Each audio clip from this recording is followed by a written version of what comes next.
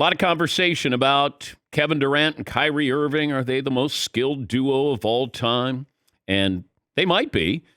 That doesn't matter today. They're skilled, but they weren't skillful against the Celtics. Celtics were the better team. And, Brooklyn sold out for the big three this year. And that looked great on paper. They spent over $100 million in those three players. One of those players is gone. Makes it even harder to compete when you're around looking at $30 million of that tied to a player who didn't even play for you, and Ben Simmons. Brooklyn now has a long and painful offseason, and that should serve as a helpful reminder to the teams around the NBA. Star power is really important, but if you don't have quality depth to support those pieces, becoming a serious contender for a championship is going to prove to be very, very difficult. There were a lot of things to address, and we can always talk about the Celtics as we move forward to the second round. This is about the Nets today. The Raptors beat the 76ers. Mavs rolled the Jazz, but getting swept here. And when you went into this season, you had the two favorites, Lakers and the Nets. They didn't even win a playoff game. Lakers didn't even get in. That's never happened before. That's unheard of. Now, we can look at what's a bigger disappointment. What's a bigger surprise? What's a bigger failure? They're both failures. I mean, Kevin Durant and Kyrie got healthy second half of the season. Kyrie came back. He was able to play, even though he wasn't vaccinated. Thought Ben Simmons was going to play. Ben Simmons kept giving hints that he was going to play. Last Friday, he said, well, I can't play in Game 3. I can make an impact, reasonably could play in Game 4. So therefore, he's building up his own expectations. And then somebody says to Steve Nash, the head coach, hey, Ben Simmons says he might be able to play. And Steve goes, I don't know anything about that. He said, I don't really know about that yet. I'll just have to look into that game time decision. That's Seton's Steve Nash impersonation. This is where a team, this is a mess. Because you should have one voice on this. That's it. It should be Steve Nash, not Ben Simmons. Not Ben Simmons' agent, not Sean Marks, the GM. It should be Steve Nash. And Steve Nash should have said a while ago, and barring a miracle, Ben Simmons is not going to be able to play. And have a company line that everybody follows that.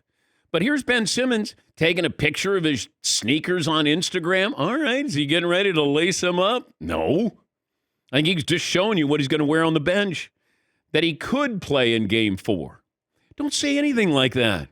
Because then when you don't, you look bad. And I didn't understand that philosophy. And then watching the press conference, and I'm always curious, what you say, your exit interview. Here is Kyrie Irving on him and KD building this team. In terms of my extension, man, I don't really plan on going anywhere, so this is added motivation for our franchise to be at the top of the league for the next few years. And, I'm just looking forward to the summer and just building with our guys here. When I say I'm here with Kev, I think that it really entails us, managing this franchise together alongside Joe and Sean and just our group of family members that we have in our locker room, in our organization. I think we just got to make some moves this offseason, really talk about it, and really be intentional about what we're building and have some fun with it, make it enjoyable, and hopefully we get to start from day one just as a squad and as a family, and we just really worry about us. Okay, I don't want him anywhere near anybody who's making decisions. We're building in the offseason.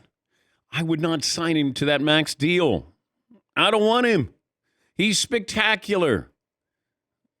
Oh, he's unbelievable. Best handle. I understand all of those things. Oh, he can get you 40 if he wants. Oh, I understand all of that.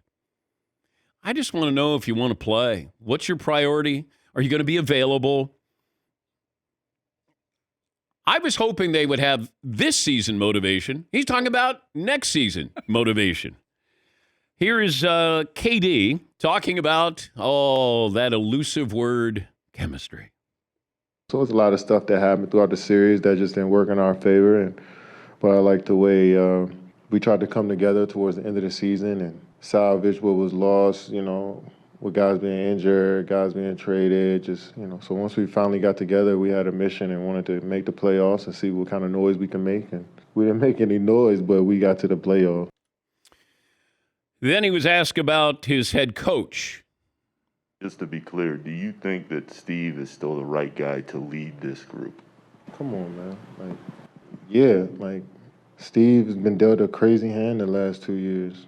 Had to deal with so much stuff as a head coach, first-time coach, and trades, injuries, COVID, just a lot of stuff he had to deal with. And I'm proud of how he just focused and his passion for us. We all continue to keep developing over the summer and see what happens. Who dealt him that hand? Right? Management did. And you played a role in this. You and Kyrie got James Harden, 3 of the top 15 players on the planet, right? You just didn't develop any depth. Look at these teams in the NBA right now.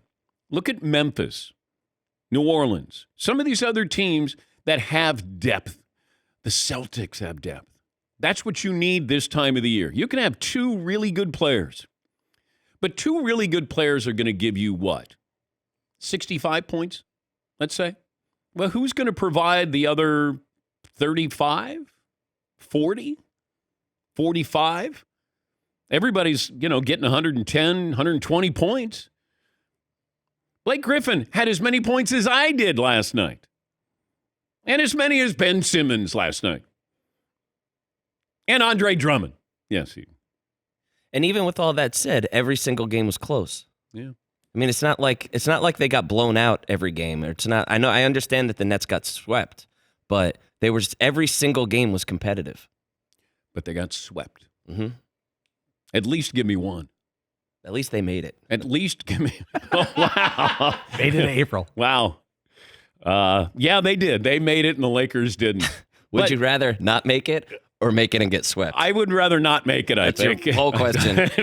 Okay, you can put it up there. But look, if we're going to hammer LeBron about, you built this team, now you got to take the blame, I got to do that to Kevin Durant as well. He wanted Steve Nash. He wanted to partner with Kyrie, didn't want to go to the Knicks. He was involved in this. And then James Harden, my buddy, come on over. Oh, you're out of shape and you don't want to play here. Okay, we'll take Ben Simmons. And he doesn't even play at all. Yes, Marv. So does this add to LeBron's legacy? I won a championship with Kyrie Irving. Maybe we might look back and go, how did he win one with that guy? Although Kyrie did hit the shot to win that championship. Yeah, Paul. You're letting some people off the hook, though, Dan. You're letting circumstances off the hook and situation off the hook. I watched the whole press conference last night. I was up late. And Kyrie Irving blamed circumstances and the situation, who I didn't see on the bench or playing in any of the series. Is this the guy from the Jersey Shore? Maybe the situation. The sitch. But circumstances took a lot of heat last night. I don't know if that means he couldn't play half the season. Those are circumstances. He's circumstances, or he's situation. Or Ben Simmons is situation. One is circumstance and one is situation. But it definitely wasn't their fault. The guys who played, not their fault. It was circumstances and situation. I feel like James Harden is one of those two more than KD. KD did his best this whole season to hold things down. I feel like he's baggage. James Harden is he's baggage. Baggage, circumstances, situation. Give credit to the Celtics defense because, this is one of the great in-season turnarounds we've seen in a long time. A buddy of mine who lives in Boston, big Celtics fan, he sent me a long email today just telling me how great the Celtics are. And the first line is, I said, hey, congratulations, nice work. So my friend goes, nice work? One of the greatest in-season turnarounds in bleeping NBA history. And I go, it's the first round. And then he says, the change in style of play of Marcus Smart becoming a true point guard. Bleeping guy thought he was Steph Curry, then he woke up and became Gary Payton. I love that line. But he's right, because Marcus Smart thought that he was a shooter, and then he became the defensive player of the year. And then you put Tatum in there, and you can almost see the confidence with Tatum.